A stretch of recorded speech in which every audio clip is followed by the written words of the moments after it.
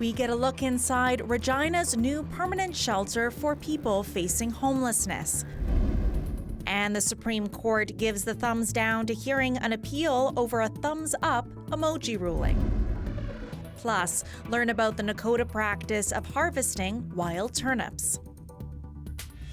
This is CBC Saskatchewan News.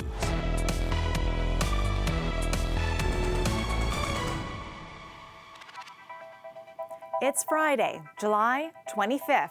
CBC Saskatchewan News starts right now. Hello, I'm Natasha Lipney. Regina's long-awaited permanent shelter is almost done. The new location is on Halifax Street in the Heritage District. It will have 50 permanent beds and room to grow. The CBC's Chris Edwards went to take a look. After years of negotiations, consultations, and pleas from community advocates, Regina's new permanent shelter is opening on Monday. This facility will house 50 permanent beds and be open 24 hours a day, 7 days a week. It's the latest step in Regina's long struggle with homelessness. Regina's mayor says it's a huge step forward. It's really focused on the transition and kind of the signal that we put out there to say we're moving from a temporary space to a permanent space. It's the signal that this is something we take seriously, and so to have a permanent space in Regina, moving away from a temporary space, I think speaks volumes to the commitment that Regina is making in terms of helping folks address challenges that they're facing with respect to homelessness. The shelter will be operated by Regina Treaty Status Indian Service. It replaces the shelter at the Nest facility, which has been acting as a temporary stopgap before this permanent facility was finished. Since the Nest will be closing on Monday, this building isn't creating any new capacity for beds in the city, but its leaders say that as a permanent facility, it will be able to grow and expand in a way that the Nest could not. Having that sense of permanency allows for us to continue to expand and embed ourselves on how we service our vulnerable community members. So I wouldn't say there's anything better. It's about how do we leave our lasting footprint in the city of Regina, supporting our most vulnerable. The federal government provided about $4 million for the project. The Saskatchewan government contributed another $3 million as a forgivable loan, and the city of Regina will fund its operation, which is expected to cost $1 million a year. The Nest's 50 current clients will be transferred here on Monday, and it's expected to be operating at full capacity right away. Chris Edwards, CBC News, Regina. The official opposition is demanding more information about an investigation into a Saskatchewan Marshals Service member. The NDP is calling on Public Safety Minister Tim MacLeod to release a report from the Public Complaints Commission about the employee of the province's newest police force. In April, the Marshals Service confirmed one of its members was the subject of a complaint. The employee has since resigned, and the Commission's findings will not be made public. The identity of the former employee will also be kept secret. The Government of Saskatchewan has released the findings of PCC investigations or entire reports in the past, especially in cases of public interest, including one in 2023, 2015, and 2 times in 2013. MacLeod needs to think long and hard about the message he will send if he chooses to hide this report. In an emailed statement, the government noted the Public Complaints Commission is an independent, civilian-led body and that it typically doesn't release reports publicly at the end of investigations. The Supreme Court of Canada has given the thumbs down to hearing a Saskatchewan case surrounding the use of an emoji.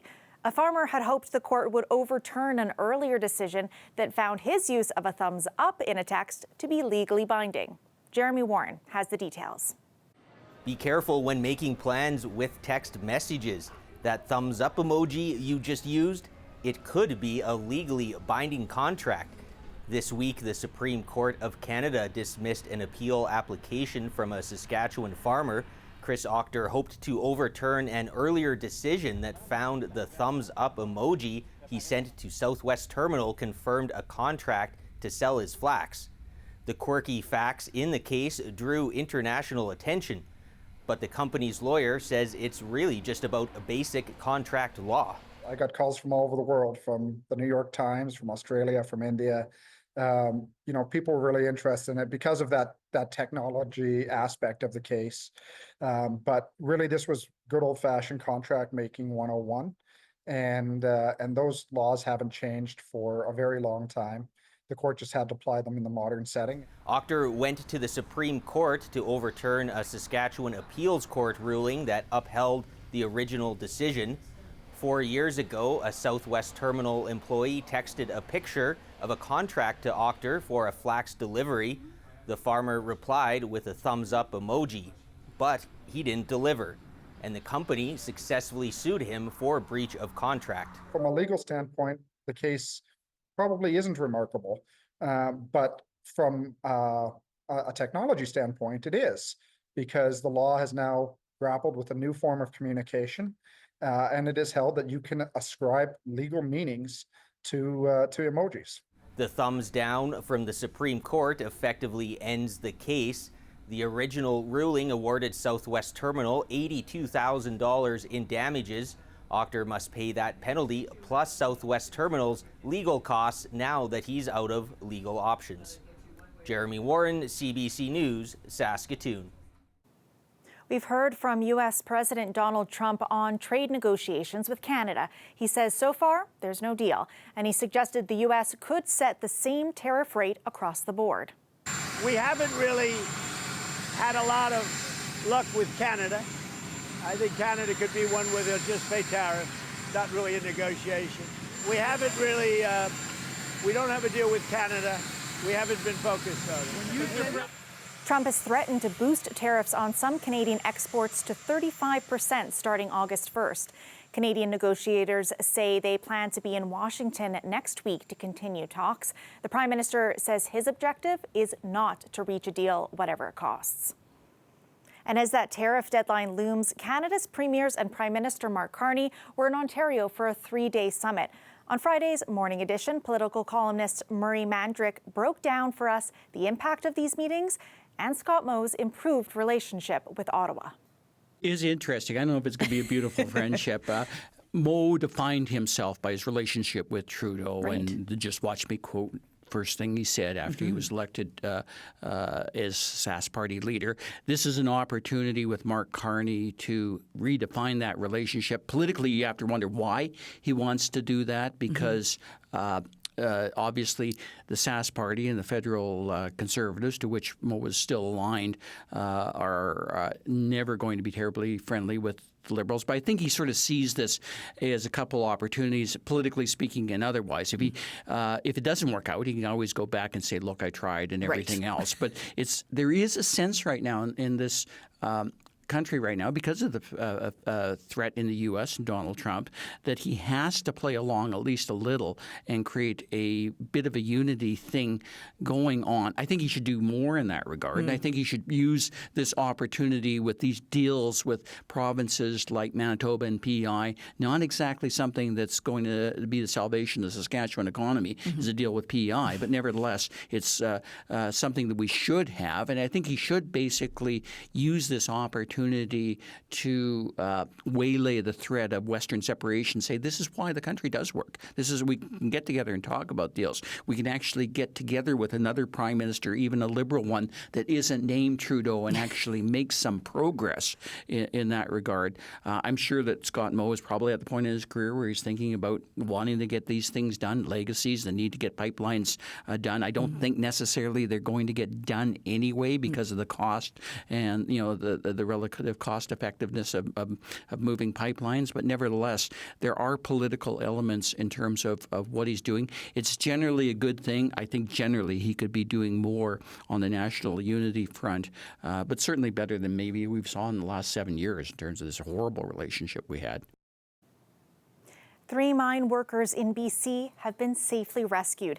They were trapped nearly 300 meters underground since Tuesday at the Red Chris mine in the northern part of the province. When the rescue team announced to us, we've got all 3 of them, they're in good spirits. I mean, goosebumps as I say it, happiness, but more happiness for them. Officials say all 3 men are in good health after being brought to the surface Thursday night. The drillers had been sheltering in a refuge chamber with access to air, food, and water. Specialized equipment was used to clear the tunnel following 2 collapses. Then vehicles equipped with reinforced protection rescued the miners. The mining company is promising a comprehensive investigation into the incident. Police are warning that a Stars lottery phone scam is circulating in Moose Jaw. Fraudsters are phoning people and telling them they have won a new vehicle or a cash prize. And then they are demanding victims pay money or send gift cards to claim that prize. Police say no one should ever have to pay money to claim a lottery prize. Anyone who's already lost money in this scam should call the Moose Jaw Police Service. Embracing the outdoors after almost a week of smoke. People in Saskatoon were taking in everything the river and the riverbank has to offer on this hot, sunny Friday. Does the forecast bode well for more paddling, skating, and spray pads this weekend? We'll find out after the break.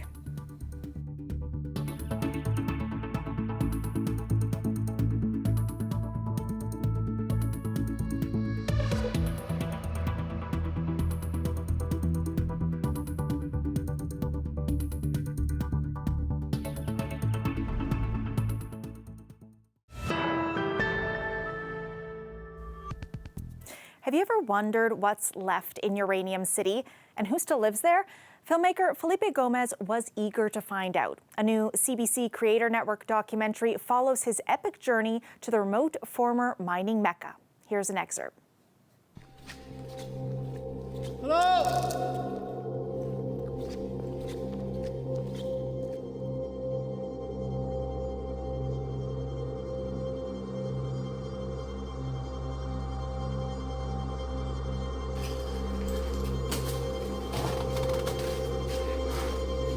Right now, I am exploring the remaining bones of Uranium City.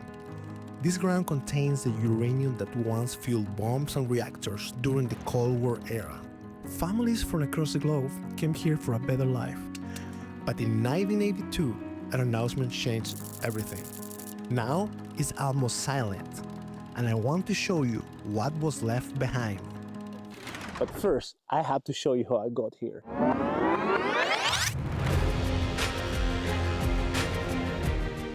It is day number 1, trying to cross Lake Athabasca. It is skis, and usually that's where we sleep. You can watch Felipe's entire documentary on our website. And if you're a young digital creator with a story to tell, find out how to pitch us by going to cbc.ca/creatornetworksk. An Alberta woman is in critical condition after being struck by lightning. The 21-year-old was standing outside her West Edmonton home when it happened on Thursday. Friends performed CPR until paramedics arrived. The woman suffered severe burns and cardiac arrest, but is expected to make a full recovery. Environment Canada meteorologist Christy Kleiman-Haga says this is a reminder of the risk that severe thunder and lightning can pose. There are risks, and really when you're in a lightning situation, the safest thing you can do is to head inside, even if the storm is not directly over top of you as well. Lightning can strike far from a storm, 15 kilometers, 50 kilometers away. So if you hear thunder, you are at risk or in that risk distance for lightning.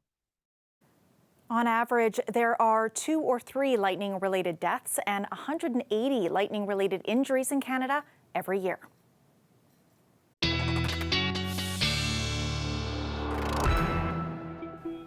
Weather specialist Helena Mahalik joins me now.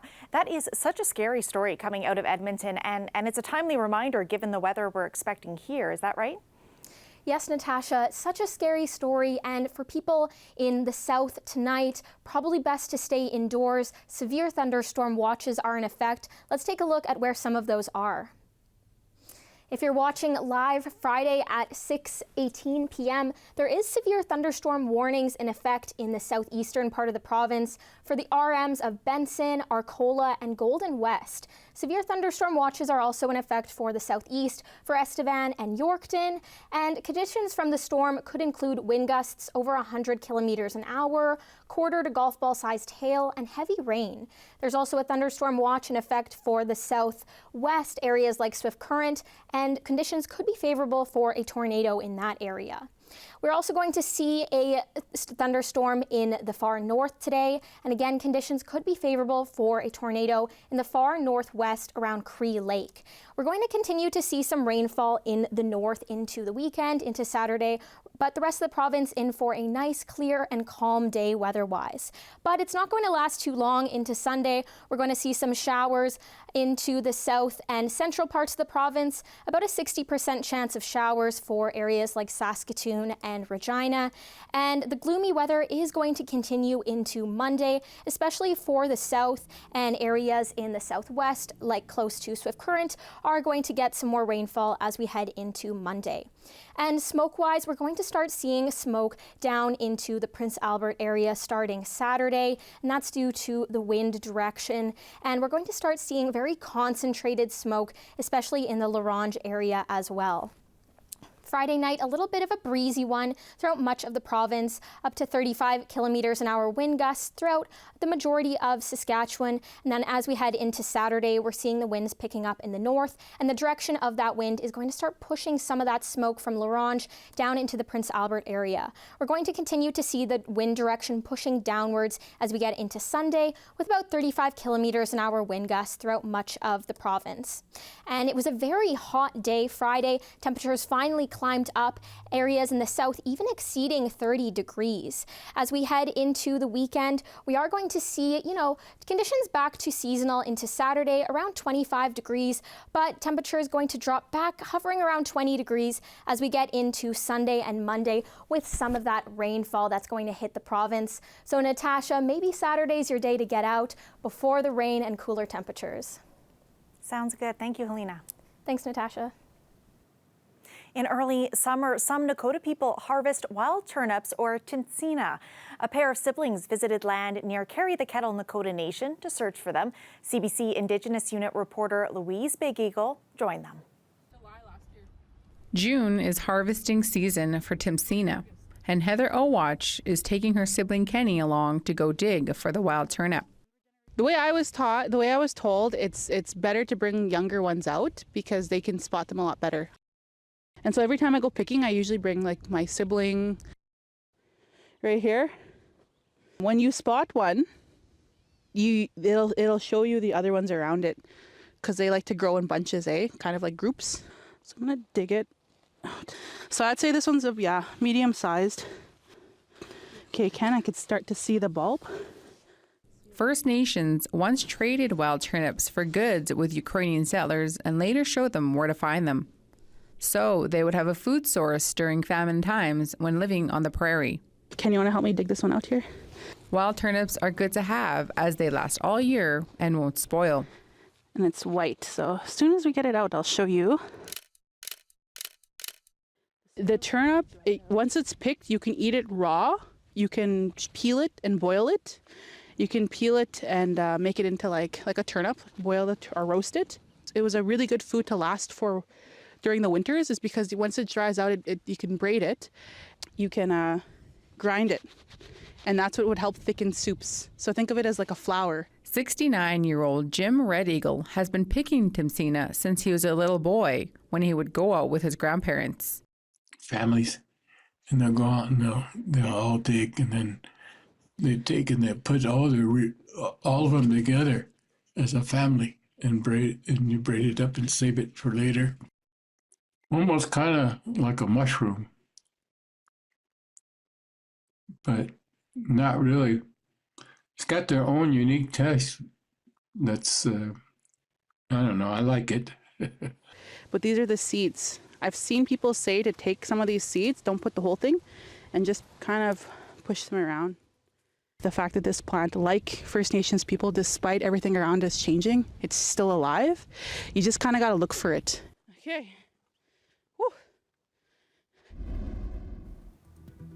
You could say Taylor Swift is entering her wax era. Madame Tussauds has unveiled its most ambitious project to date, launching 13 Taylor Swift wax figures. It's a tribute to Swift's wildly successful Eras tour last year. The figures recreate fan-favorite looks from the tour, and they're outfitted by some of the world's major fashion houses. It took 40 artists 14 months to create the figures. You'll have to travel to see them all. The figures will be on display at Madame Tussauds in 13 cities across 4 continents.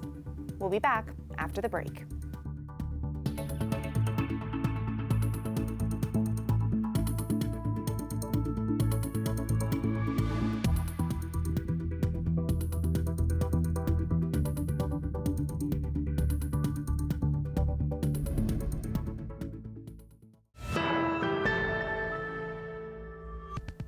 Saskatoon foodies, this is your weekend. The city's food truck wars and YXE beer wars are back.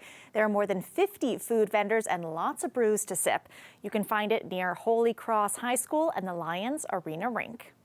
This is year 11 for food truck wars and year 6 for beer wars. We're hoping to serve as many people as we can, like maybe 2,000 or more, 5,000 people. The most popular one is the calamari taco. Definitely the apple pie pulled pork sandwich. It's our apple pie coleslaw on a brioche bun with the pulled pork and the apple pie barbecue sauce. The Prairie Pro Wrestling entertainment tonight, so both Friday and Saturday night, 8 o'clock. So come watch some pro wrestling for free if you like. We're giving out free books to kids who maybe need them, families who want them, as well as some merch, bookmarks, and doing some crafts with the kids. The top item's definitely going to be the brisket sandwich, the Carolina brisket. It's got a ciabatta bun, 16-hour smoked pulled pork, and brisket, onions, lettuce, and our homemade Carolina sauce. We've seen all types of trucks come and go, and yeah, it's been interesting to see how the culture has changed, and so it's probably the strongest it's ever been right now.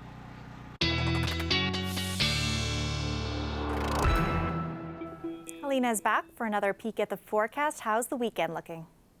Well, Natasha, a bit of everything going on in the province, rain and sun. Let's take a look at the forecast for the city of Regina. Saturday is going to be our sunny day with temperatures right at seasonal, but as we get into Sunday, temperatures dipping down as we get some rainfall. That's going to take us into Tuesday, where we see temperatures return to seasonal. Thursday is going to be our hottest day this week, and we're going to see overnight lows closer to 20 degrees as we end the week.